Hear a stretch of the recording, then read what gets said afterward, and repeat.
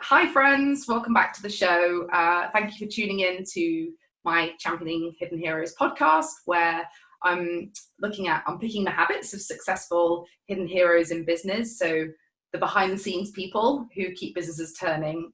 I feel like it's our job to help raise their profile and have their stories heard and give them a chance to share their stories and use their voices. So we really want to understand what makes them great at what they do, how they've developed their careers, their biggest successes, failures, and everything in between.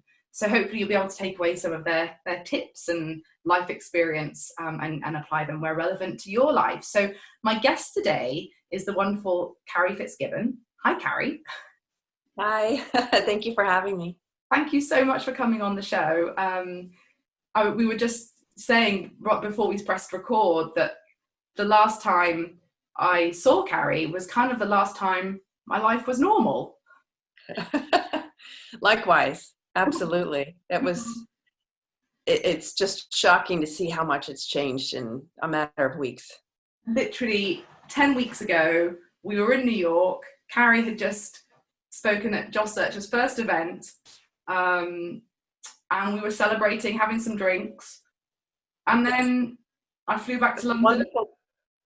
It was a wonderful group of people, and we were all just chatting it up and enjoying this entire evening in this small enclosed space that I look back on now in this new world. And I'm like, oh my gosh, how did we all survive?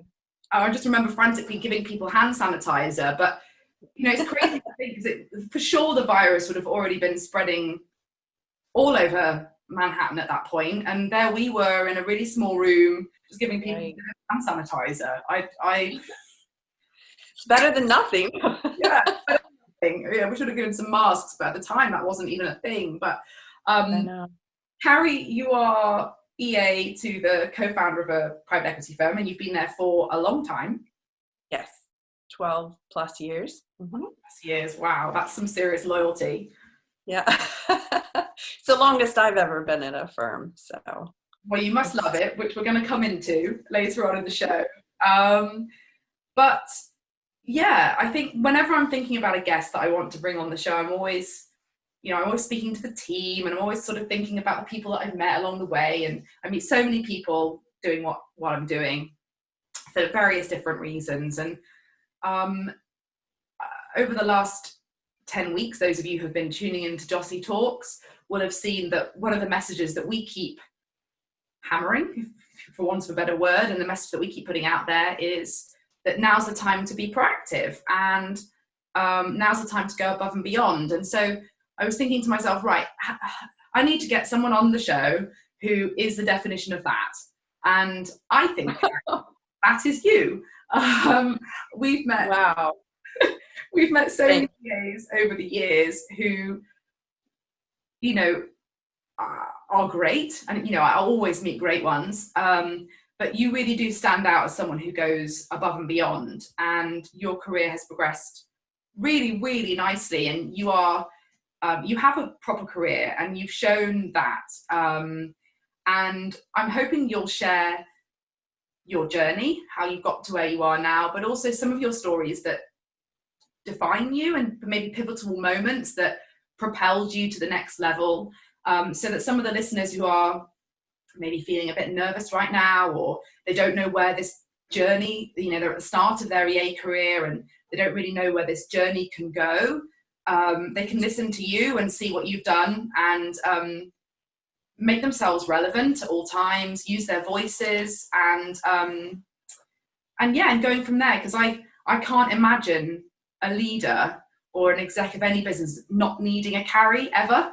So I'm really hoping you'll be able to tell everyone how you do it. And you have your wonderful coaching on the side, Carrie in your corner, which I think is just absolutely brilliant and just again defines you, who you are. So I guess let's start first of all with this absolute craziness that's going on right now. How has your world changed in the last 10 weeks?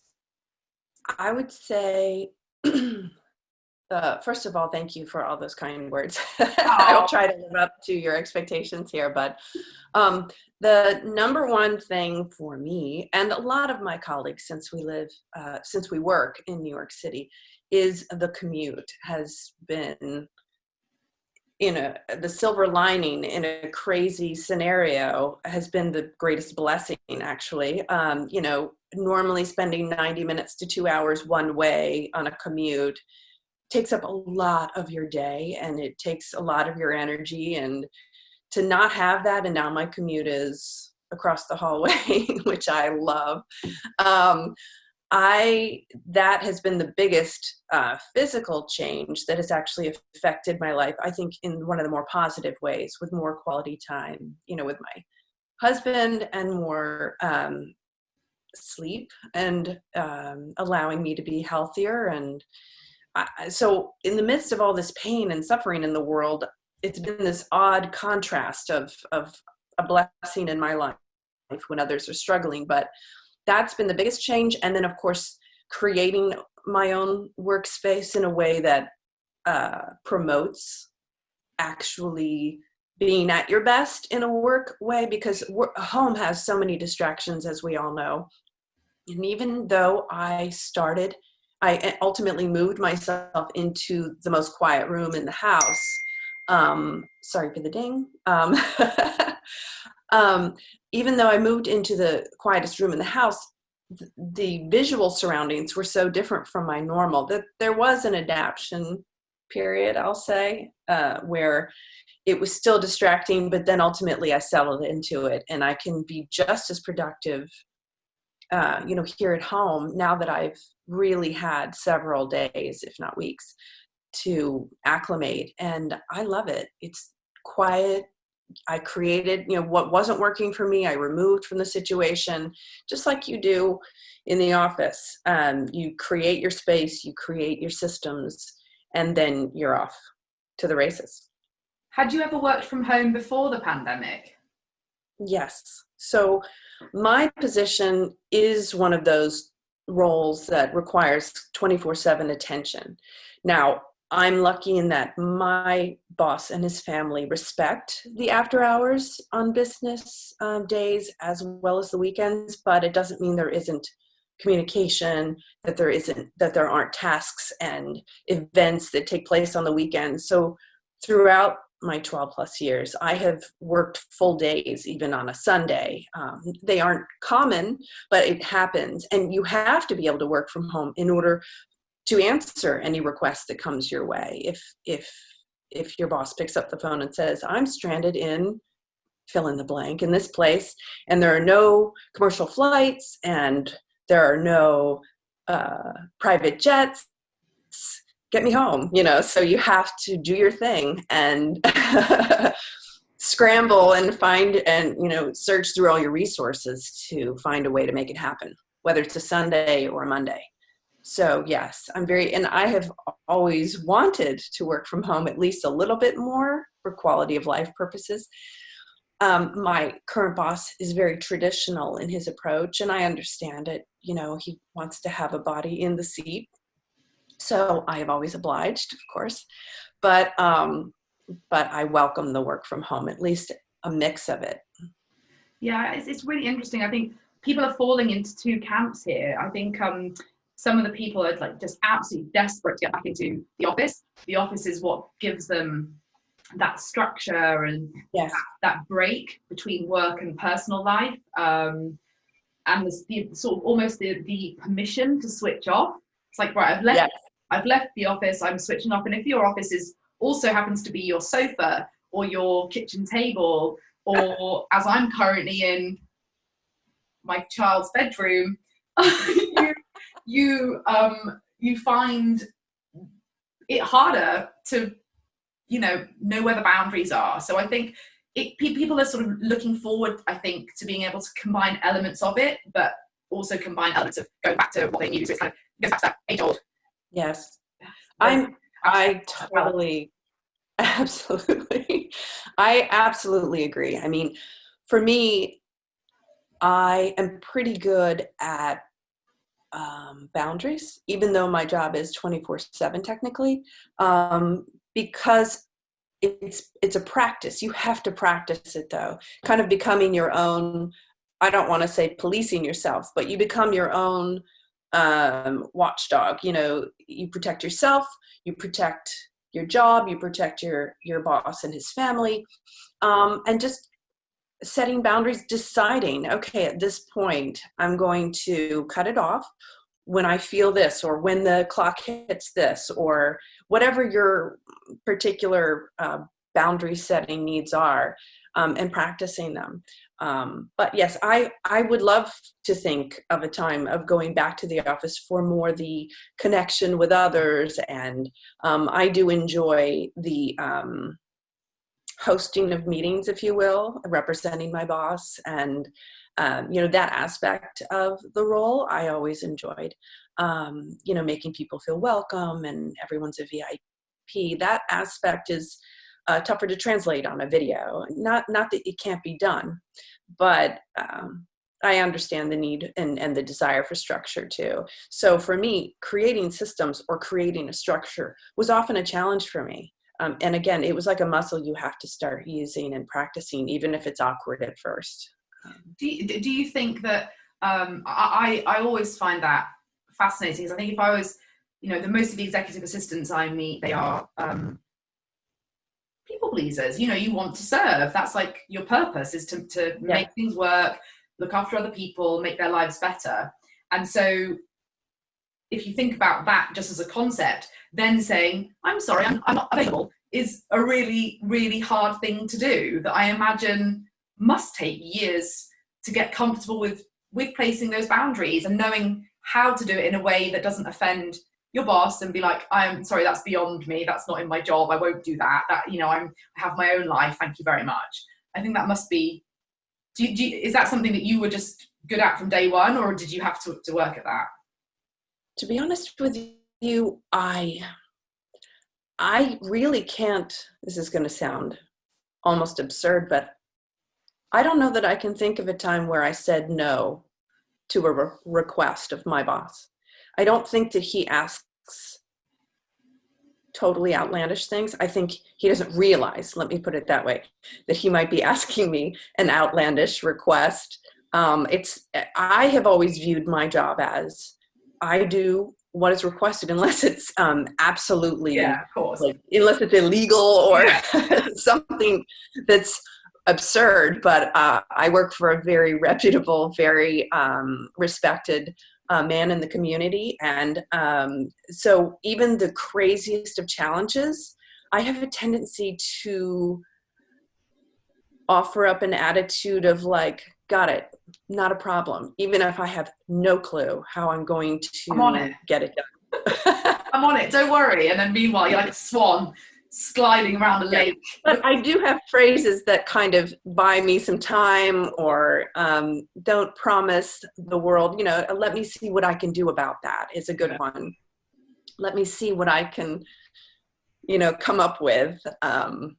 So, just little comments that you can come up with that kind of give him a little time clock to say, okay, don't be waiting by the phone for an immediate answer on the solution here. But anyway, yeah, I don't know if I answered your question though. No, I mean, I think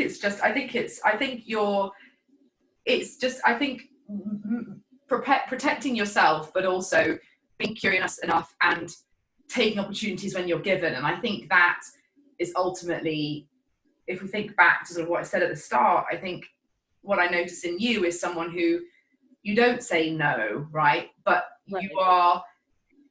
You see, because you see the opportunity of doing more. And I think by doing more, you have become more, and your job has become more, and it's kind of gone like that. And I think for the listeners, it would be so good to know your story, where you grew up. You studied in Atlanta, right? Was it Atlanta? I think you studied in Atlanta. Was where majority of my childhood was in Atlanta. But yeah, no, I'm happy to share. And I would say, I just wanted to comment one thing on the not saying no. I do see them as opportunities, because more often than not, I think as I've gained experience through the years, there's almost no end to solutions. It's just a matter of, are you going to be creative? How engaged do you want to be? And your desire to solve the problem. I think a lot of us are puzzles, like solving problems. People pleasing obviously is a large part of it, and I can touch on that later. And that was an aspect of my maturing in life, was setting boundaries of my own people pleasing. Yeah. But I do see when a challenge is presented and I'm like, oh my goodness, like, I don't know how exactly, but I have an idea how I could solve this. And I love being able to save the day and get it done and not have to, and let it be seamless on the outside, even though I was like scrambling behind the scenes, but to have it look effortless. I don't know. I just find that challenge exciting and fun. So anyway. I can totally relate to that, because I think, I started my career as a waitress, and I love being a waitress. I still love being a waitress. Like I would love to be a waitress. I think just sort of giving people great food, seeing them happy, and meanwhile you are running around the restaurant like an absolute, your feet hurt. You're just spinning so many plates, but all they see is, yes, we had a nice meal. They have absolutely no idea. Yes. And we use the swan analogy. I mentioned it a minute ago, but we use the swan analogy at Job Search, and I think it's so true. Like the best assistants are just like swans gliding around a lake. You just have no idea, but meanwhile underneath they're just flapping. Their legs are going crazy. And I think that's what you want. It's like if you're on a plane and there's an emergency, you don't want to see the air hostess freaking out. You want to see the air hostess keeping everyone calm, because that's their job, and that's the job of an executive, like a true right hand, is to be like, don't worry, I've got this, I'll sort it out for you. Yes, absolutely. And I think that one of when your purpose or when your goal as an EA is, one of your top values is giving your boss or your team peace of mind every day. They go home, they go to sleep, they know that all the minutia and all the behind the scenes that make their lives run well is going to be handled to the best of your ability. And that lets them sleep and focus on what they need to be focusing on to, work and bring money in for the company. And so peace of mind is so important. That reminds me of what you just said, waiting tables. Oh, so that kind of, yes, I grew up in Atlanta and I wanted to move to like either New York or LA to become like an actress, model, or something like that, something in the arts. And I came to school in New York. I chose New York. It just had a better fit for me, my personality. And, I went to college, but during college I needed to help pay my tuition, and waiting tables was one of the best ways to do it. So I entered the restaurant business, and for about 4 years, I did anything from hostessing and waiting tables to becoming an assistant manager. And then ultimately, because, I loved giving people an experience, they're spending money here, they want value for their money, and they want an experience. And I loved being able to give that to them, even though, like you said, the chaos behind the scenes was absurd. But you don't let that show if you want to, get a really good tip and pay your college tuition. Yeah. So, no, but so those skills actually, after about 4 years, I really kind of burnt out on the restaurant industry. So, which is very easy to do. A lot of people do. But I didn't know, I just couldn't stress out over, somebody's meal anymore. It kind of became that instead of the joy of the experience anymore. It was just too much stress. So I thought, well, where might there be a less stressful environment that maybe I could transfer some of these skills? And so a friend of mine suggested temping, in an office environment. And that seemed like fairly easy entry, at least at the entry level. And, just thinking over my past. I was talking to my husband and we were laughing because of the memory that I had. One of my strongest memories at the start of my corporate journey was I got a temp job in an investment bank on one of the highest floors of the World Trade Center. And I was sitting in this luxurious conference room, and I was this college graduate stuffing envelopes for $8 an hour. And I was thinking to myself, what am I doing? Like, I cannot pay my rent, based on this salary. There's nothing wrong with stuffing envelopes. I mean, No, they no. have to get done. But my point was, I was like, what am I doing with my life? Where am I headed? And I know I have so much more to offer, so much more I can do and be of use for whatever company could find value in me. So at that stage, that desire kind of drove I was kind of shy in some ways. I'm kind of a complex introvert in some ways, extrovert in others. So I reached out directly to the EA and the supervisor that I felt were receptive and open, but also could make decisions. And I said, I feel like I can offer so much more. I just felt like my whole job in the restaurant business was customer service and making people feel special and good. And, I speak kindly and professionally. And so they very quickly shifted me over to an admin position. And I was able to, let my temp agency know. And then I was able to bump up my salary to $10 an hour as a receptionist. But what I didn't have was computer skills. So I remember at another assignment, I literally was on their little bitty Mac, some architecture firm, and they had like a typewriting skills game on there. So I was like allowed to do that, and it really improved my typing skills. And then another assignment brought me to a supervisor who was really great. And she knew that on my downtime, I was on Microsoft tutorials constantly trying to learn the program so that I could get to a higher level of not just pay, but responsibilities. Because I saw what other EAs were doing, and I was like, I'm completely capable of doing all of this. I just need a chance.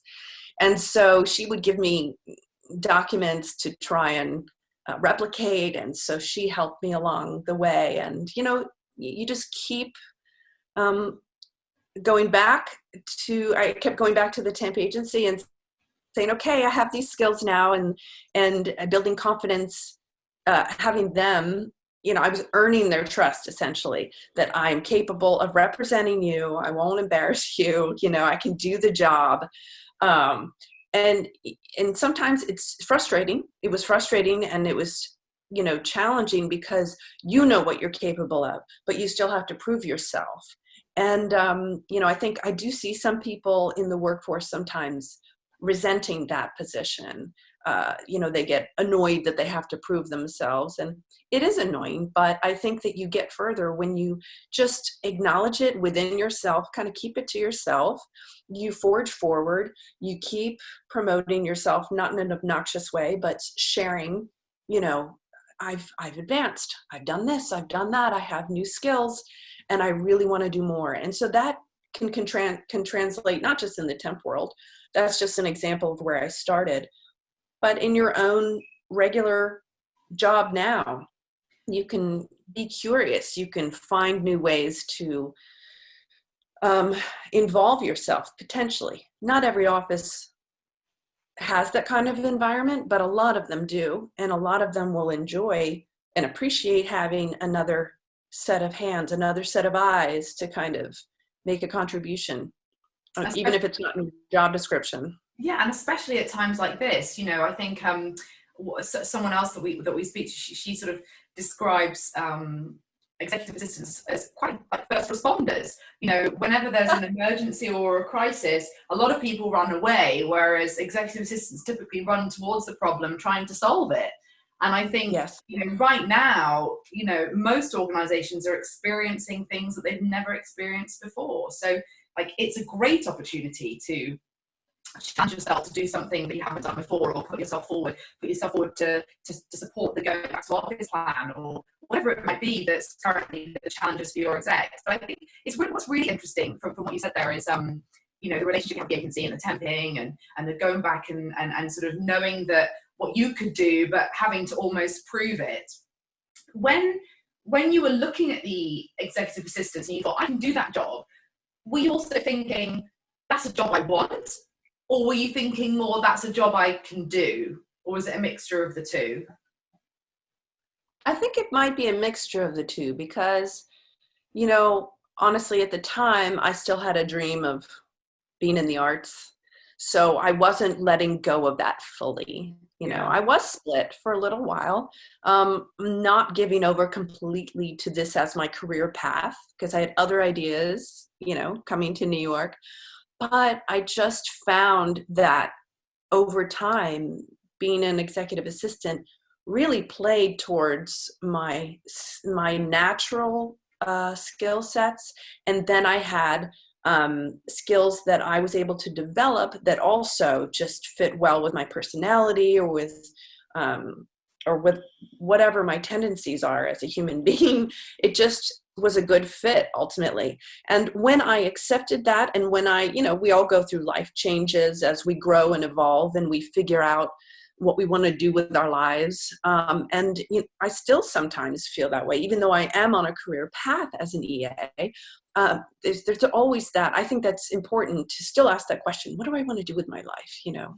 Even if it's still this, but maybe in a new way, or maybe you add to it, supplement, just so you keep life fresh. It's very easy to become complacent and bored or apathetic, or even I've seen at every position I've ever been in, I've always noted there's almost always at least one person I can recognize as almost a stereotype of someone who probably became disenchanted with their position but never did anything about it, never made a change within themselves or never made a change in their environment. And so they are the ones that I would view as have built up resentment or may not be the most pleasant person to be around.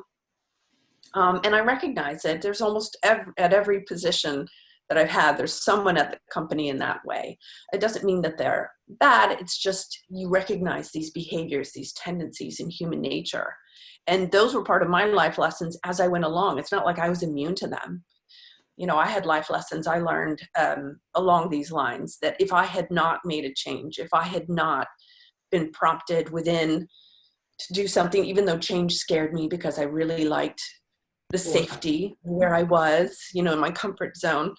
If I hadn't gone beyond the comfort zone, there's no way I would be here today. And I certainly wouldn't feel happy or fulfilled. Do you remember the moment, or was it a moment, or was it just a sort of a general consensus that you would decide, this is my career and this is where I'm going and I love the arts, I'm going to keep it as a hobby? Yes, it was funny that you should say that. I think there was I would say, I don't think it was one single moment, but it was like kind of a short span of time where I kind of made an adjustment and a decision. And there was a number of things I had attempted to do, singing, songwriting, all this stuff on the side while I was still in EA. And I still do that creatively, but I wasn't I'm not actively pursuing it as a career or to escape, where I am now. It's more just for myself or my family. At the time, I kind of was at the end of that journey trying to figure out, look, it's either put up or shut up. You're either going to pursue this career as a singer-songwriter and move to Nashville. And, my husband and I even went to Nashville and we explored, living there. And I ultimately decided not to, through a multitude of reasons I won't go into, but essentially went through the searching and decided, okay, yes. And at that same time, it's interesting, it kind of dovetails with like the idea of complacency.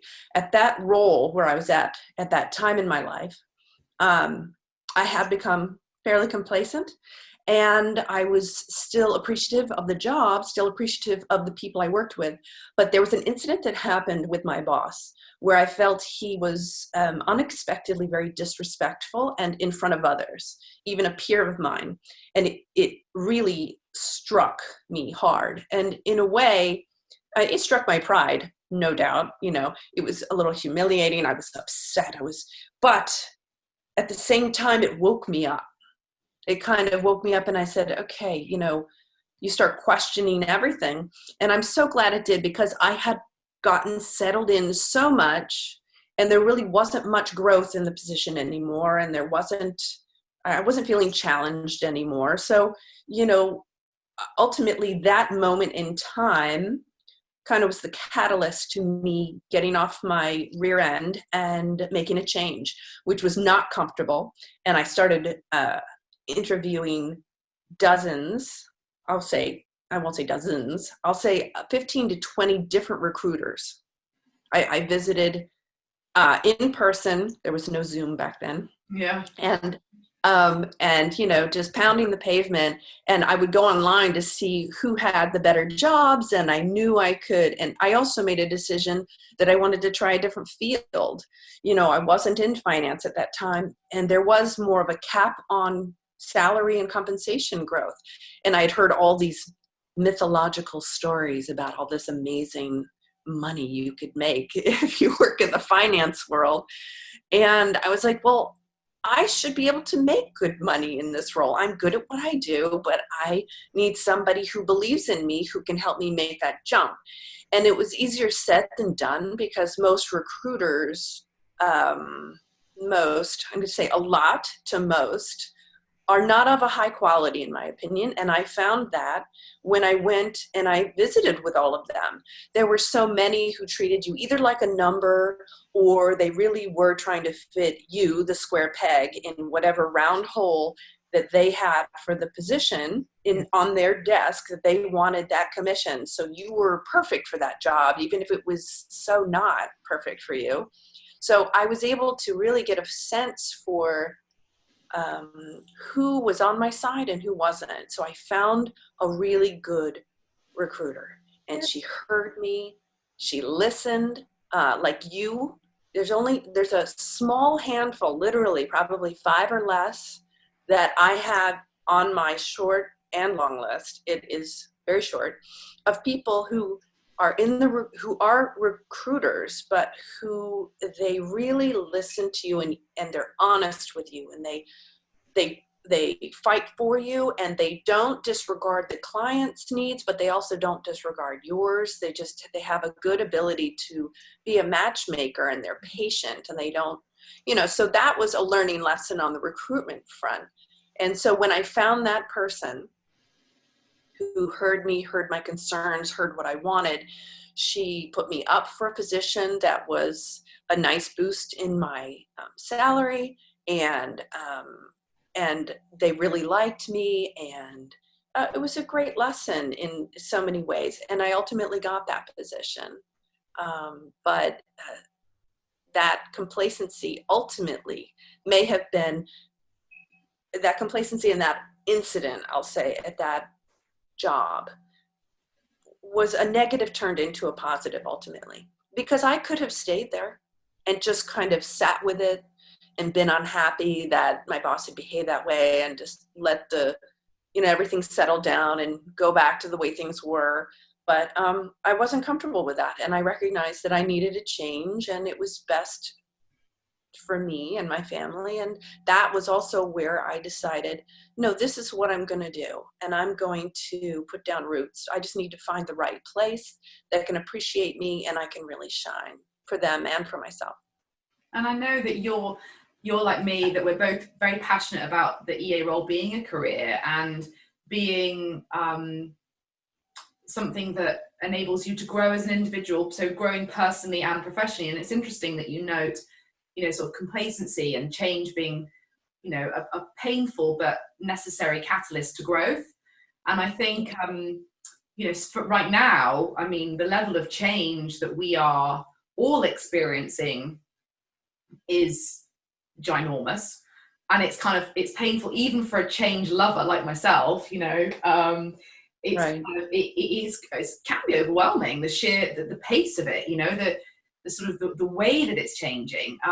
But I always have a feeling that if you're not growing, if you're not trying to sort of change something or evolve something, even if it's just by 1%, you're kind of going backwards, you know? And I think I always feel sad when I meet people who you can see that they're desperately unhappy. And, you know, a lot of the time it's always sort of reverted back to their job. It's like my job, and especially when they're looking to change job. And I always sort of ask anyone I'm meeting when they're thinking of changing job is, do you really think that by changing job or changing your job right now, that's going to solve all your problems? Is that going to magically make you happy? Because Right. most of the time, you know, moving for a few $1,000s here or there, a few thousand, like at the end of the day, if there were certain frustrations that you hadn't overcome, whether they're in your own life or your professional life, you're going to find those follow you, because they're most of the time within rather than an external part of it. And I think that this is the perfect opportunity for absolutely everybody, no matter what career, no matter what job, to reevaluate your purpose and to also reevaluate the way that you think about your work, because work and personal life, trying to separate them and create a balance and have a distinction is incredibly tough now, because we have 24/7 technology and have 24/7 demands. And if you work in a global environment, that's global demand. And that means that there's never any rest. So somehow you have to try and find a way to get your job to fit in with your life and your life to fit in with your job. And that means realigning your purpose and your values so that there isn't strife, you know, so that there's a healthy respect for what one enables the other, you know, that they are compatible. So one provides you with the lifestyle or the time that you need to be able to pursue something else. Or if you're in a career and you're happy in that career, that you recognize that there will be some sacrifices alongside that. So I think I'm hoping that this is the perfect opportunity for people to just give that a little bit of a reevaluate, you know, just like, is this what I really like doing? You know, I've met people along the way in my life who, you know, are like really against animal cruelty, but yet they might be working for a company that tests on animals. And I'm like, that's not going to make you happy. You know, it doesn't matter how much you're being paid or what you're doing, like that does not align with your own values. So you need to think about that. And if you're really comfortable with that, then rebalance it. But I'm waffling too. I'm a giant waffler, but I just think it's really interesting. And I think just this change and growth, they're never possible without the other. I agree. It's uncomfortable, you know, change is uncomfortable, but I think part of it also for me is becoming I think self-awareness is so key, and being aware of what makes you feel comfortable, what makes you feel happy, what makes you feel challenged, you know, knowing these things about yourself. Then you can kind of see, does this role that I'm in fit that picture in my mind? You know, does it sit well with me, like what you're saying? Does it match up with my values? For me, my current role has, you know, obviously it suited me well for a long time now. You know, I think it also has to do with your work environment, your physical work environment, that so many of us are missing to a degree, because it was a comfortable, reliable structure. It's what symbolized stability in our life. And, you know, to have that world rocked is uncomfortable for all of us. Even though I feel good about my role, I've still, you know, dealt with my own levels of, you know, worries and concerns or discomfort, and trying to find my new structure. You know, even though I've worked from home before, it was on the fly. I had the capabilities to do it, but now it's a little bit more structured, because very quickly we kind of knew we were going to have to settle in. And so I was like, okay, this has to change, that has to change. Okay, let me see what's working. Why am I so distracted? Well, because you can hear maybe something over in this part of the house, whereas now where I have it, I don't really hear much of anything. So it's kind of my little quiet library, quiet oasis. And my office is library quiet, which I love. It's not for everybody. You know, some people love that, the chatter, the noise, the socializing of work. It's not that I can't appreciate that, but I work better in that library quiet. So knowing that about myself, I tried to replicate that. The visuals around me are different, but you know, the environment of quiet and as peaceful as possible allow me to be at my best for my boss and his family. Do you what's your biggest distraction at home? Mine's 100% snacks. That has been a real challenge. Yes. I've never eaten so much. I don't know what's going on. Why am I eating so much? I thought I was bad at work because we always had snacks, and we were, you know, our company is so kind that they fill the refrigerator with every beverage on earth, and snacks as well. And so, but I had to get up purposefully and walk down the hallway and around to get to it. So I knew, you know, I could change my mind if I needed to be good. But here, the distraction is powerful because, you know, the kitchen's just right there, and the distractions of eating are crazy. I didn't realize I had such distractions. Yes, that would be a large one for sure. But definitely one for me. But so you've made the decision. This is what I'm going to do. This is my career now. And as we discussed right at the very start, you are very good at it. What drives you to, or how do you anticipate what your boss needs before they even know it? How's that possible? Well, I would say it is very much possible, not necessarily right out of the gate, though, you know, we all bring to the new role. Let's say we start a new role. And I remind everyone of this, no matter how experienced you are. Even if I started over somewhere tomorrow, we have what I say is about a 2 to 3 month learning curve, because no business and no boss does anything the same as the last one. Maybe similarities, but so all you can go on is your skill set that you're bringing with you. But with any relationship where you spend time with someone day in, day out, and then I would say my best way to learn how to anticipate is by when the tasks start at a new job and I know I'm going about it, trying to accomplish them. I have questions that I ask my boss. I try to consolidate them so I'm not inundating them with questions every 2 seconds, but I consolidate them, or when appropriate in a conversation, I say something like, do you like the window or the aisle? You know, something, I'm just pulling that out of there. Yeah. The basics, you know, you start with the basics and you get to know everybody like yourself. We all have preferences of how we like things to go and how we like things to feel and how we like to eat our food and what we like and we don't like, you know, all our likes, our dislikes, and our idiosyncrasies. And during those 2 to 3 months is really where I find the most information, because if you're really paying attention, you're listening to as much of the conversation that your boss is having with you and around you. You know, just observe, be the observer is I'm always saying, try to observe everything. And then listen more. There's plenty of time to talk later, or plenty of time to try and implement what you think would be best.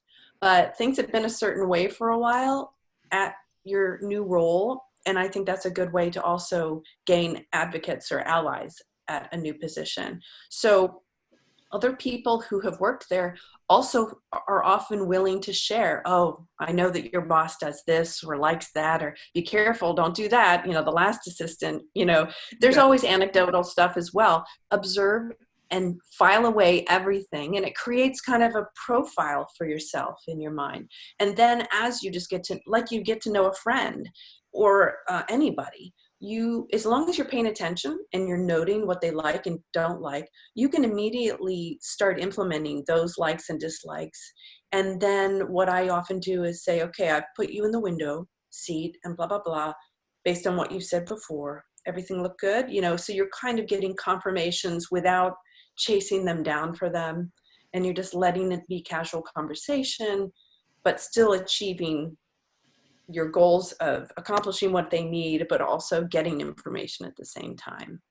Does that make sense? Yeah, no, absolutely. I think that's a really good way of like summarizing it, because it's a completely new relationship, and all relationships take time and effort to form successful partnerships and become, you know, positive, you know, and respectful. And I think curiosity is a really good one. You know, actually, why is this meeting happening, and who is this person, and what do they do, and what's going on, and what does my company actually do, and what are the pressures that my boss is actually under, and how can I start taking some of these things off them to make their lives easier. But it's interesting. I meet a lot of assistants who walk in day one and it's like, this is my way of doing it, we're going to make it my way, and it's like, no, like that's never going to work. Like, you're being hired to support somebody. You have to, yes, of course, ultimately they're probably going to end up doing it your way, but you need to give them the time to adapt, and you need to build their trust, and you need to show them that you can deliver on what they want initially. Yes. So you start sort of making and trying to change them, because like people don't really like change, as we've discussed. Yes. You know, it's fascinating because I do often recommend that for people, but, you know, that when you start, you know, tread lightly. You know, you have a lot to bring. Yes, they hired you because they need somebody who's top notch and who has all these skills that you have proven. But, you know, it's not, I always say, it's not just what you do, it is how you do it. And, you know, everybody has their own style, but essentially, if you just come in and you bulldoze your way and you try to shove your way down other people's throats, you know, essentially, and just saying, look, I know what's best. I can see what the problem is. Here's what we're going to do. No one takes well to that, because, you know, just human psychology and behavior, you know, I've read a lot about it. You know, essentially no one likes to be told, even if it's true, you know, oh, your way really stinks. It really doesn't work right. Because then people identify with their roles, and you can offend others. And some people are like, I don't care if I offend people. I know what's right for my boss. But ultimately, you should care, in my opinion, because you are a part of creating your own work environment. And that includes how you relate to others on a daily basis. I mean, people say it all the time. I mean, you spend more time with your work family than your actual family. And that's important because you're all together. Not everybody's going to have the same style of working, but you have to, I think, that's why I say observe. Just take in your environment, take in how they do it, learn how they did it, and then see how maybe ultimately you could integrate your style, and ask, say, you know, normally I do things this way. Would you be fine? Would you be okay with me trying that with you? I think it could be a better path for us. I think it could, you know, and tout what you feel is the benefit of changing to your way.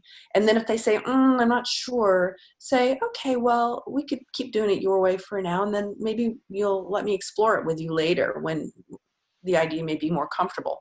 Be diplomatic, you know, try and ease your way in. I think it just makes for, it allows others to not feel threatened by you, and it allows others to say, hey, you know what, she's new and I can see she wants to do well, and let me help her out. You know, people are far more willing to help if they feel someone is open to their ways or their ideas than if you come in and you're like, I know what's best. I think it's so, even if you do, you know, it's such a hard one for people though, because I haven't started a new job for a long time, and hopefully, unless, you know, hopefully I won't be having to do that. But you know, if you start a new job, you're so keen to impress, aren't you? You just want to show that you're good and that they haven't made a mistake for hiring you, and I think sometimes for some people that just, they get carried away, you know, and it doesn't come from a negative place. It's just right. it's insecurity, and it's just a way to sort of just show why you've been hired. And I think it's such a hard balance to strike. I think starting a new job must be really quite scary. I've forgotten, and you've probably forgotten because we haven't done it. I guess I'm an admirer of quiet confidence. Yeah. And so I understand completely. I mean, I remember a few jobs ago, I was hired. It was my first hire into the financial world, and I felt I wanted to prove to them they chose the right person. They didn't have to choose me. And I mean, I really put in ungodly hours and went above and beyond. And they were, they were happy that they hired me. But like I said, I think that I didn't assume the skills that I brought were the only way to do something. And I think it's a great way if you go in open-minded to say, hey, maybe their way has value and it just was misused or it wasn't used in the best way, and just open yourself to learning. Mm-hmm. And then you can say, you know what, I've learned this is how you do it. And I still feel, wow, we could improve this 1,000%. And here's how. And if you just go with me, I think I could really make your life better. I love that. If your boss hears that, he's going to be like, okay, heck yeah, let's do it. Sort me out, please. Carrie, what's been your, as you said, you've had lots of challenges, lots of change. What's been like your greatest mistake? When have you completely screwed up and had to just go, yeah, that was bad, and learn from it? I would say, if I had to say my greatest mistake, I don't know if there's one incident where I would say this specific task or this specific thing I didn't do and it was a mistake. I think if I had to look back, there were two things that come to mind. I've already touched on one of them, which was becoming complacent. That's a big mistake. And so I already touched on that one. But if you can turn it around, the mistake can turn into something amazing. Always. Yeah. You always learn one thing. But I didn't, it makes so much sense now. But when I was younger, this is leading to my other biggest mistake, is not being able, when I was younger, to fully admit my mistakes and face them. Yeah. And so I think that was an obstacle I know that was an obstacle I had to overcome to become the best assistant I could be, because you don't move up in this world if you don't fully own your actions and your mistakes.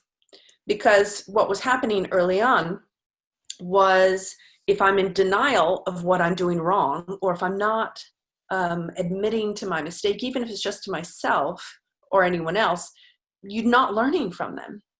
And so the chances of repeating that mistake are very high. Mm-hmm. And, so when I made more than, the same mistake more than once, it becomes a wake-up call, ultimately, if you do truly kind of have pride in who you are and what you're bringing to the table. I think if you don't really care, if you know what I mean, if you're not really into what you're doing, you're not going to try and improve yourself, and you'll just probably keep making the same mistakes and just get by. But that wasn't me, even though, that to me was one of the biggest life lessons early on, and has just developed, I think, evolved to become a better skill, in admitting and really owning. Like, that's one of the things that I tell when I'm coaching, is like, we have to own everything, the good stuff and the bad, that happens. Even if we've planned everything to a T, but we're relying on other people, and they may let the ball drop sometimes. And then other times everybody's on top, but stuff happens, but I still, at the end of the day, I'm responsible for the end result. So I have to own it and accept it. And if, something goes awry, then essentially I have to say, I'm sorry this happened.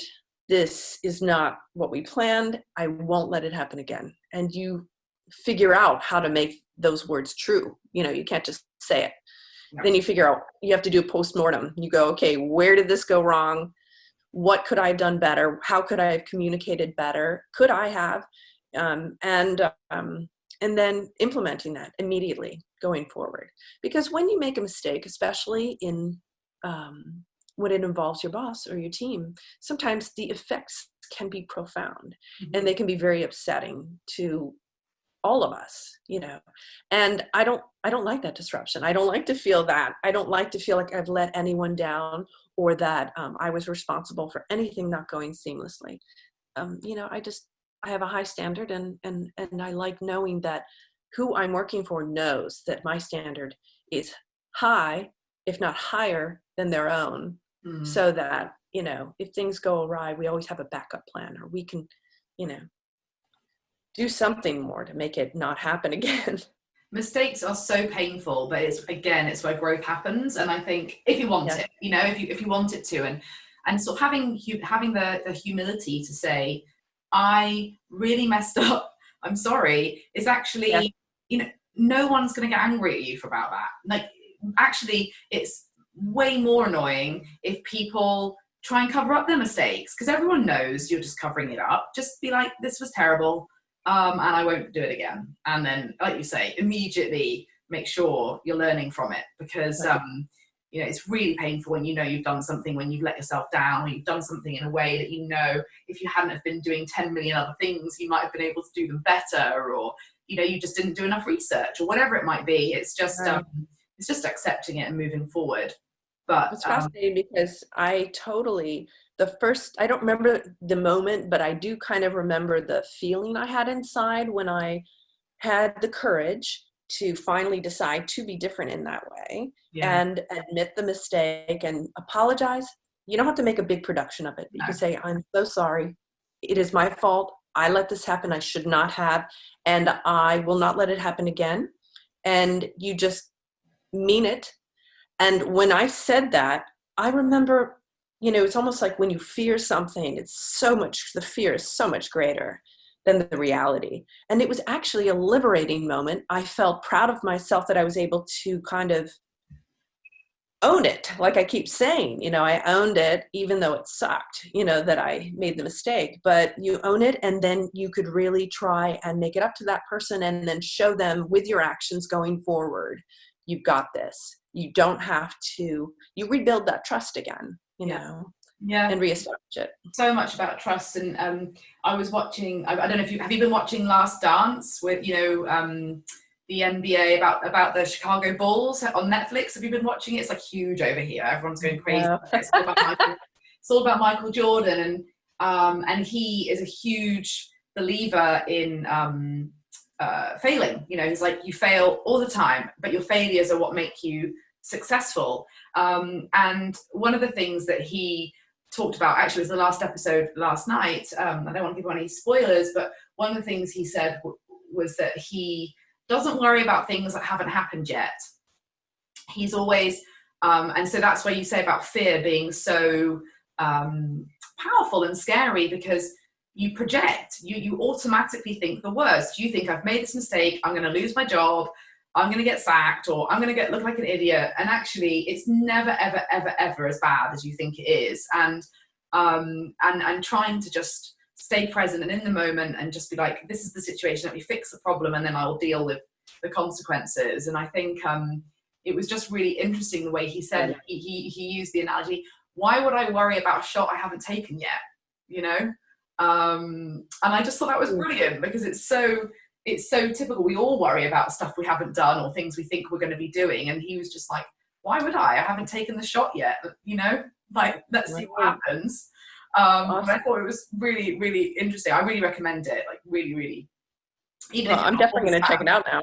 Yeah, even if you're not a Bulls fan, I think it's really amazing. And actually, I sort of view my podcast as championing the Scottie Pippins. And if you watch it, he's like Michael Jordan would not be anywhere near as good without Scottie Pippen. And I think that's kind of what this is all about. But I guess I'm conscious of your time, and we've been talking for a while, and I suppose I'm really keen for people who are new into their career as in support, and they're thinking about pursuing a career as an executive assistant. Do you have any advice for people who are at the start of it and are thinking about doing it? What would you say to them? Well, I would say that if they're interested in starting this career, they probably already have a lot of the skills that they would need that have attracted them to the job in the first place.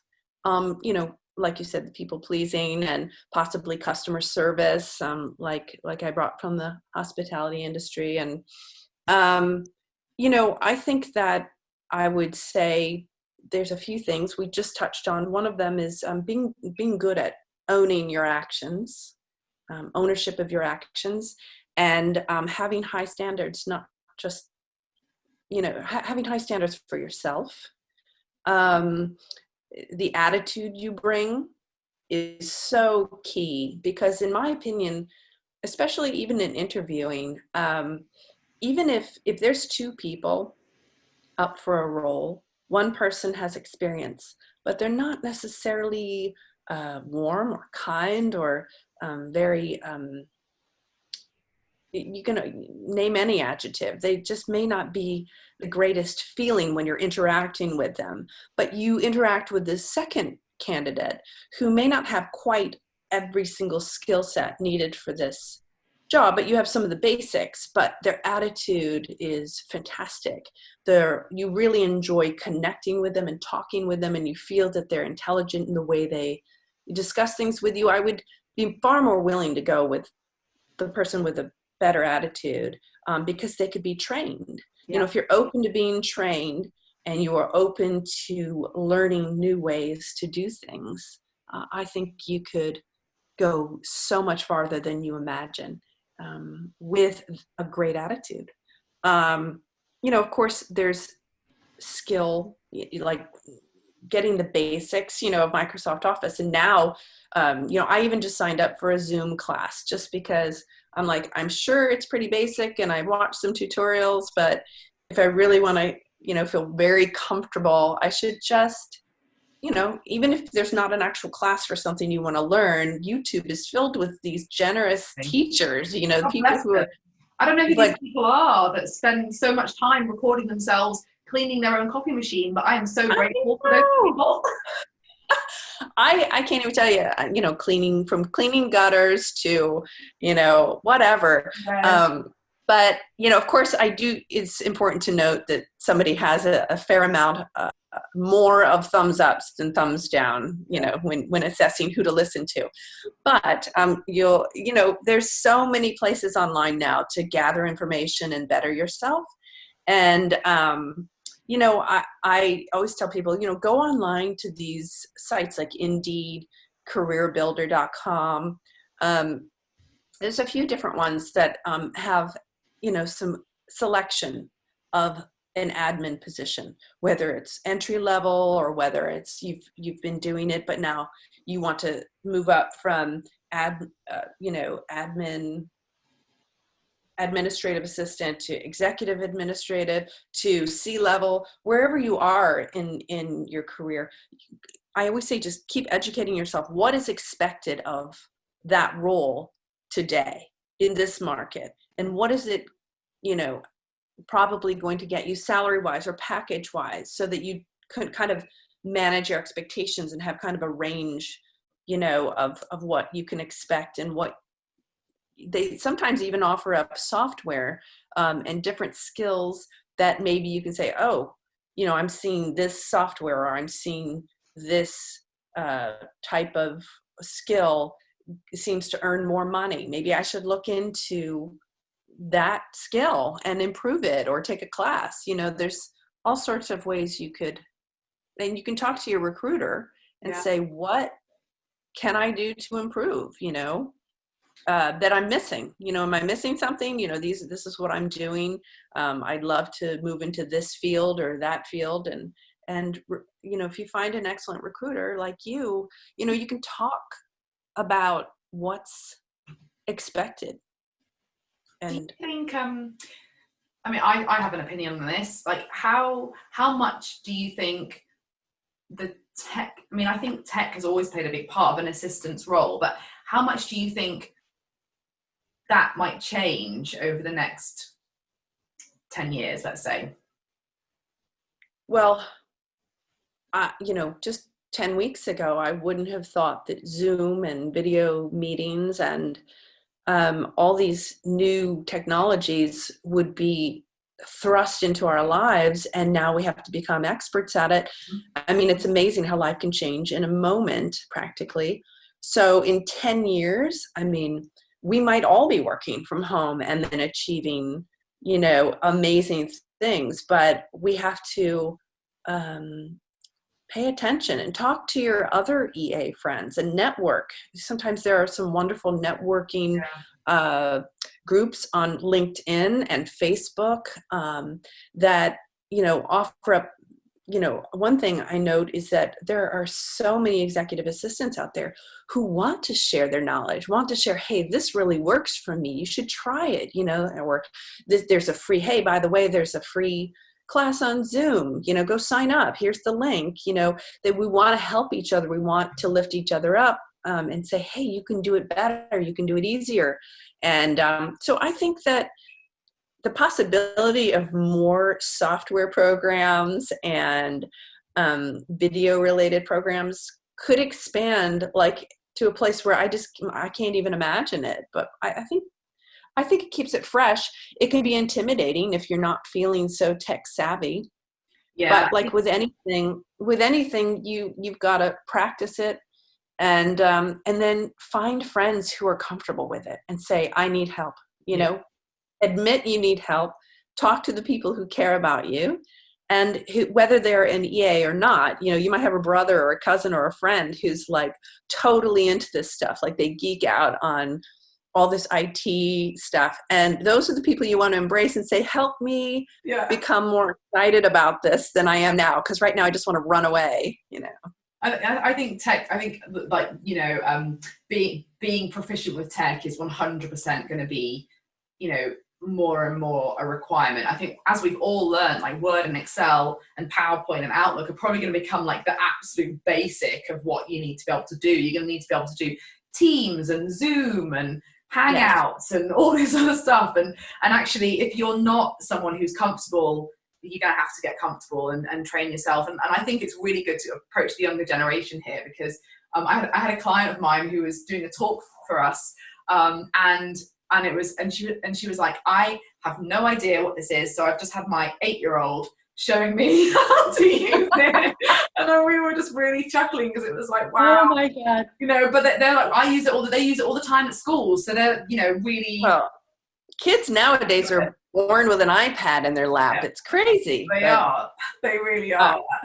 It's amazing. Do you think what do you think the future holds for assistants post-COVID? Well, I think we kind of just touched on it too. I was just thinking that, so much of this, when I pause, because it still astounds me how different life is now, even though we've been living it for 10 weeks. And I could see, like we're just talking about, new softwares, new video meetings could become so much more advanced. I think now is the time, when you have time at home, to really get to know the popular ones like Zoom and meetings, because ultimately, because of what's happening right now, I could completely see the job descriptions now on these websites that you're going to be looking at are going to want you to be completely comfortable and add those to your skill set, like Microsoft Word, Excel, PowerPoint, whatever. I could see Zoom being on there. I could see Microsoft Teams being on there.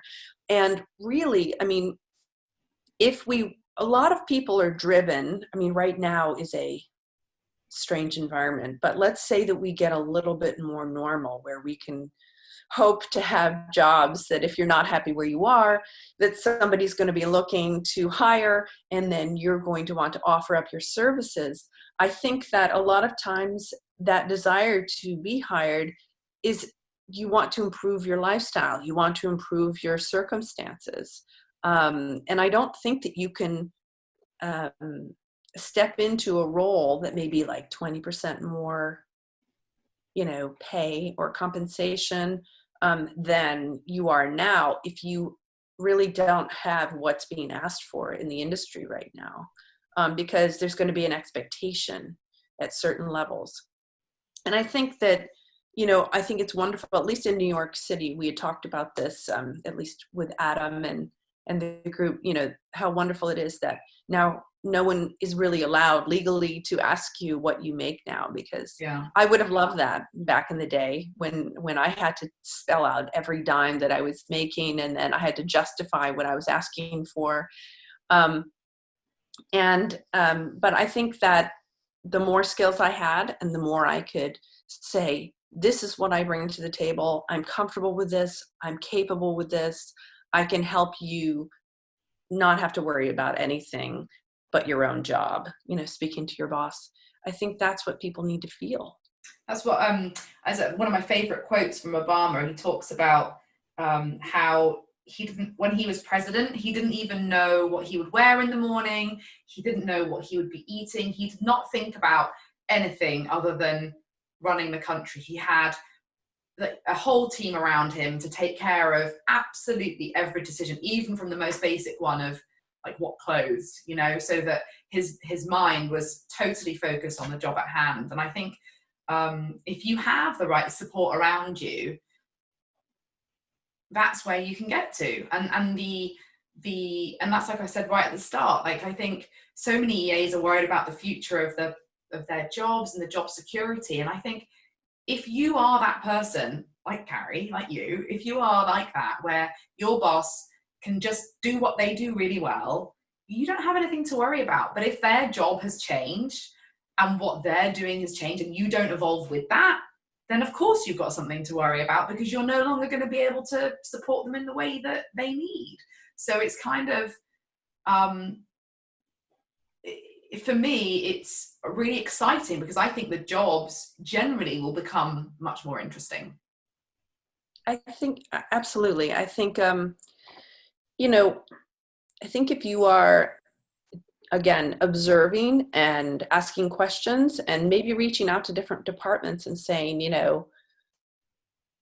if I was going to say, to other people who may feel like they're not doing much right now, or they don't feel like they're doing enough, because so much of our jobs, a lot of us are very travel heavy. Yeah. So clearly that has quieted down. And we don't want to be perceived as, not useful. Yeah. But, right now that usefulness can be channeled in other ways potentially. And, I think being involved with your boss's calendar and his meetings, and imagining, I always just tell people, just imagine being your boss. If you put yourself in their shoes and they're not familiar or comfortable with this Zoom or with whatever might be the latest and greatest thing that's going on right now, then maybe you should learn more about it so that you can say, hey, if you need any, assistance with this, I feel very comfortable with this, I could help you with that. Just offering alone, not incessantly, but to say, listen, I know this is a strange time. I've been spending any downtime doing X, Y, and Z to try and, improve my skill set and be of use to you in this way too. So let me know if I can do that. It just shows that you are conscious of what's going on, that you're taking initiative, that you care about providing value. Yeah, I agree. I think Lucy Brazier, who's like a sort of global, she sort of authority on the administrative profession, she always says, remember that you're working for your boss, but your company employs you. And if you can switch yourself to thinking about your boss in a way of time, you're always going to be able to add value, because you'll be thinking, every hour that I save my boss is like X amount of dollars saved for the company and added value, and I think that's a really good way of thinking about things. Carrie, absolutely. Let's finish up with downtime. So in a normal world, do you what do you do out of work? You were very interested in the arts. Are you still interested in the arts? Yes, always. With my downtime, it's probably split two ways. I actually caddy for my husband. He's a competitive amateur golfer, and it's a wonderful way for us to spend time together. And I don't play. I Have don't you play learned? golf. So do you know I have what clubs tried. to give? Uh, he is the pro. Okay. He calls me his psychological coach. Okay. So I stick to, assisting him there. That's one way that we love to spend our time out in nature. Nice. And then, then I'll write or sing or play guitar or do stuff like that, that just kind of, it used to be there wasn't much time for that. And so now I'm finding, I actually have time to pick up my guitar even for a few minutes, and it feels great, because you don't always have that kind of time. And I'm just trying to, give myself that I don't feel guilty. I don't feel weird about it. I'm cooking more. I'm trying to fill my time that I was commuting. I still find myself trying to fill that time with productivity. So I'm baking and cooking and cleaning and organizing like a lunatic, but it actually makes me feel better. It's interesting that I actually found during this period another positive, that because of this time, I was able to I found myself treating my own life more like my executives. So I started just paying more attention to my own, whether it was organization of my life or my finances or anything. I just started giving, I don't know where it came from, but I sensed a need for it, and I had time for it. So it was an interesting shift. And I think that is, just to touch on what we talked about before, which is, setting boundaries and, learning how to be in a work from home situation. And I think if you try to put a positive spin on it, if you treat yourself with the same respect that you treat your executive, that your time is important and you value your time and yourself, you can treat yourself like an executive and know when to cut things off without being abrupt or rude or anything. It's like flexing a muscle. You have to practice it. Do you have any consistent habits? Like for me, I wake up every day and, I have like turmeric, ginger, garlic, lemon all mixed together. And then I always try and get my workout done in the morning. The consistent for me is that, the children wake me up at pretty much the same time every day. And, we get them changed, we brush teeth, Yeah. we listen to some music. And I suppose I notice that when I don't do these things, my day is never as good, and that's just something I for me personally. Do you have any like a get up habit, what they call breakfast habit or morning routine? That's what I'm looking for. Do you have a morning routine? Or I would say it's not a long list, but I do have a routine. I mean, and I've been actually quite shocked in a good way that I have actually kept to a very good schedule, as if I'm actually still working in the office. And I'm shocked by it, because I'm like, there's that teenager inside of us all that wants to just like sleep in and be like, yeah, I'll get to it. But no, I get out of bed, and even if I don't want to, and I get up and, do the usual brush your teeth, get yourself together a little bit at least. And then I take my vitamins and I put my coffee on, gotta have my coffee to start feeling normal. And I wish I could say I'm great about a workout, but I'm just not. I'm consistent at getting, I think that has been, I think the people that have enjoyed lockdown have maintained that consistent routine, because otherwise I think it can spiral. It can really spiral to being quite hard actually, because again, it's all comes down to that self-discipline. So I was kind of really grateful for that routine before, and actually really grateful for my kids, because that just means I can't sleep in,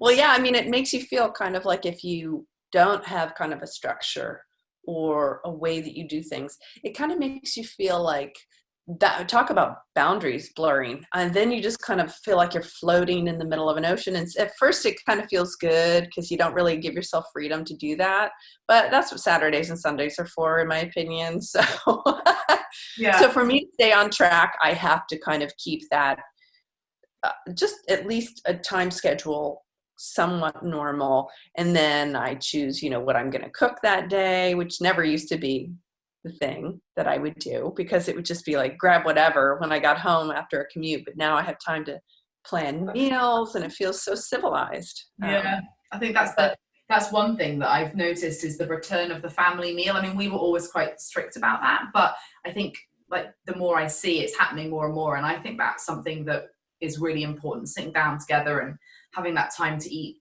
is really important. Definitely.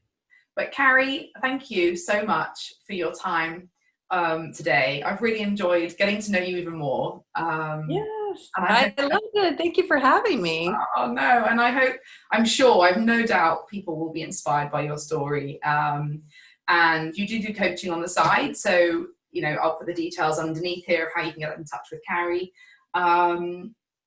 Do you have anything else to say? Not really. I guess if I was going to say anything else, I would just say to those people who are concerned about their jobs, or concerned about, becoming better, as long as your attitude is in the right place of wanting to be better, wanting to improve, wanting to be of value and helping others, I think that even if, God forbid, you would lose your job, it will not be a permanent place that you're in, that we will all come out of this. It's kind of embracing the mystery and having some faith is a real challenge, but it can be done. And I think we're all going to come out of this stronger. I've been thoroughly enjoying looking at the picture behind you. I really like it. It's much more professional than mine. Which is a giraffe. I love that. But, we make do. Carrie, thank you so much. And I'm sure we will talk again soon. Absolutely. Thank you so much.